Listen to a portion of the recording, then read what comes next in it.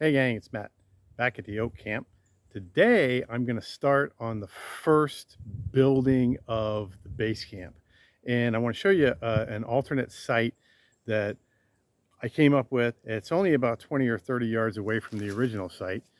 It's nice today, about low 80s. It hasn't rained in a couple of weeks, so the mosquitoes aren't too bad. So we're going to do a little bit of building, but let me show you the new site. Okay, so this was the old site, you know, with these four or five nice oak trees, and this one that I thought was just a natural shelter just waiting to be built.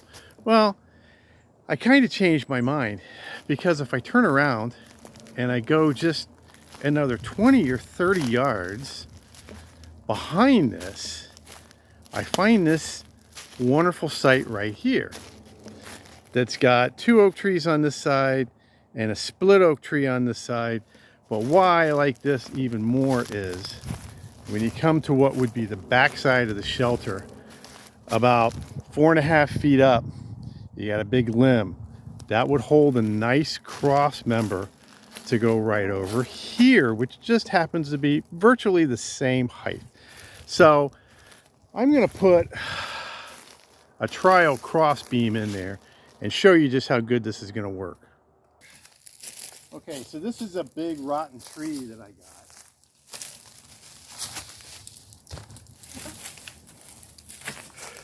And I think that if I make this the anchor of the back of the shelter, that this would be like the cornerstone of the shelter. And then I could come down with some other pieces like this and angle them and make a nice back wall.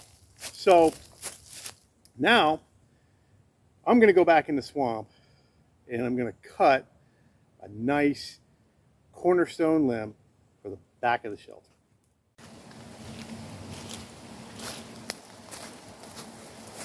All right, we're going to do this tree right here. I'd be lying if I said there still wasn't mosquitoes. How we're going to cut it down is we're going to use the Harbor Freight $6 saw. Put our gloves on.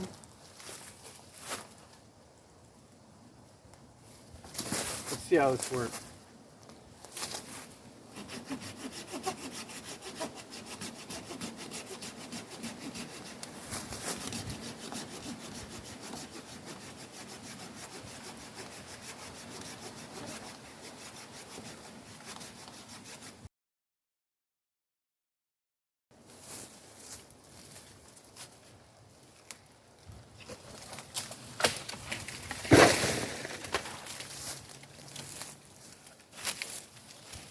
Phew!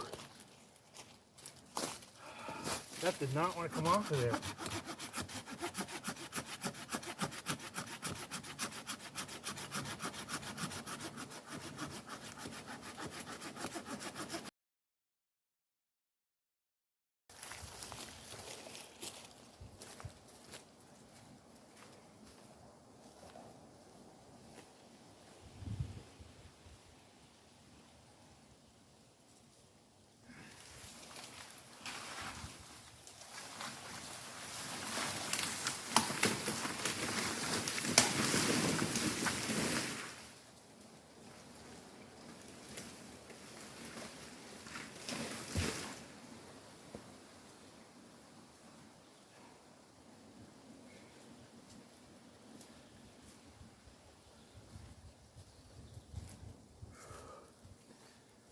I'm gonna have to cut this up to get it out.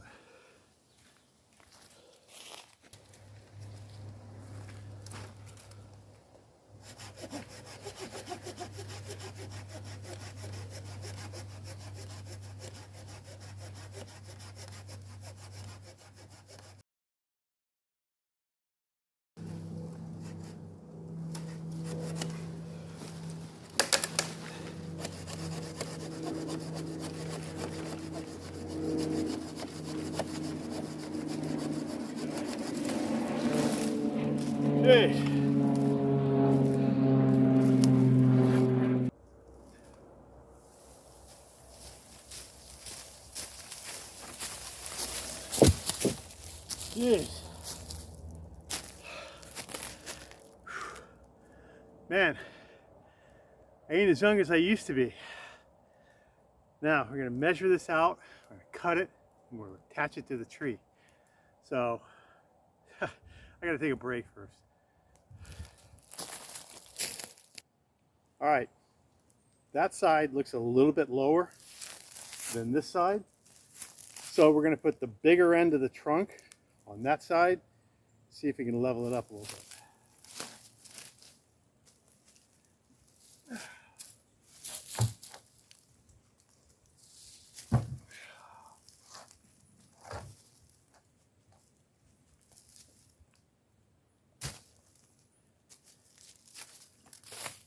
Pretty good, pretty strong. Let's tie it on. Man, it's still hot out here and I'm still sweating.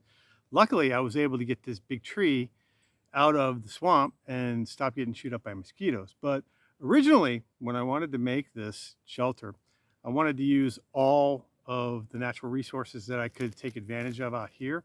And I could totally do that. I could use vines to tie these things up.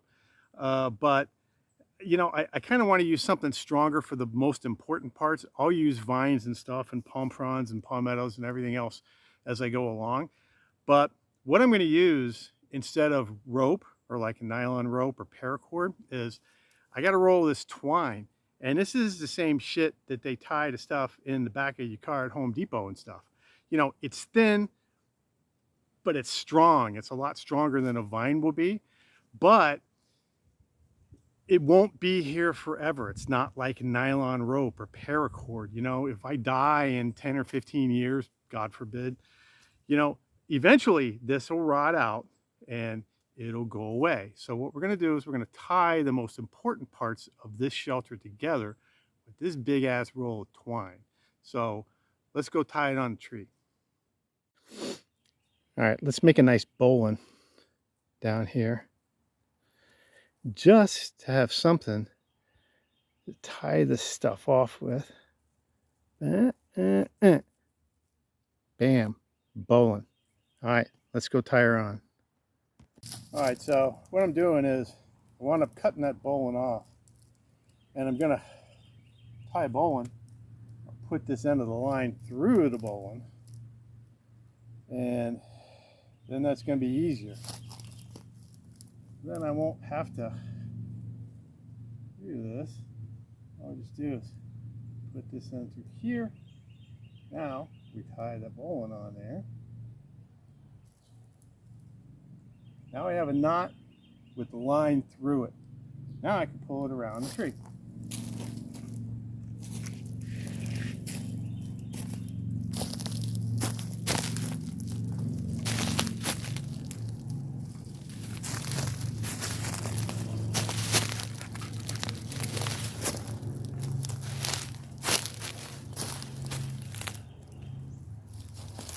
All right, now let's figure eight it.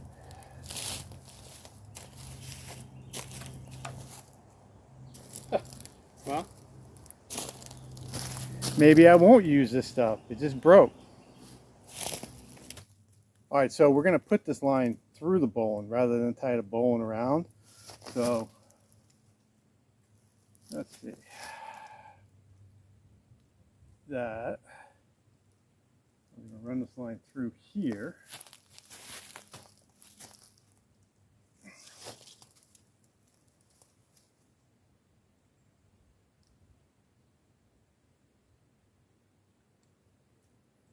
Now we got a line through the bowline. Now, hopefully this will hold.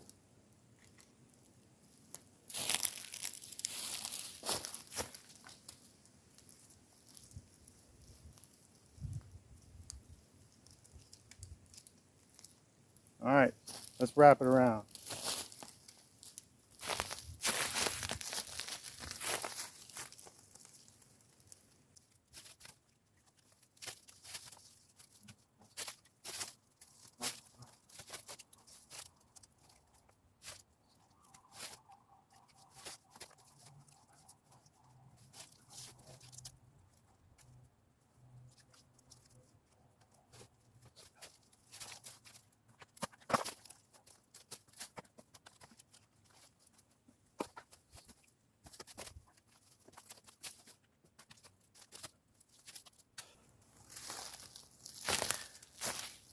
All right, that was fun. Now I'm going to tie this side off. We'll go to the other side.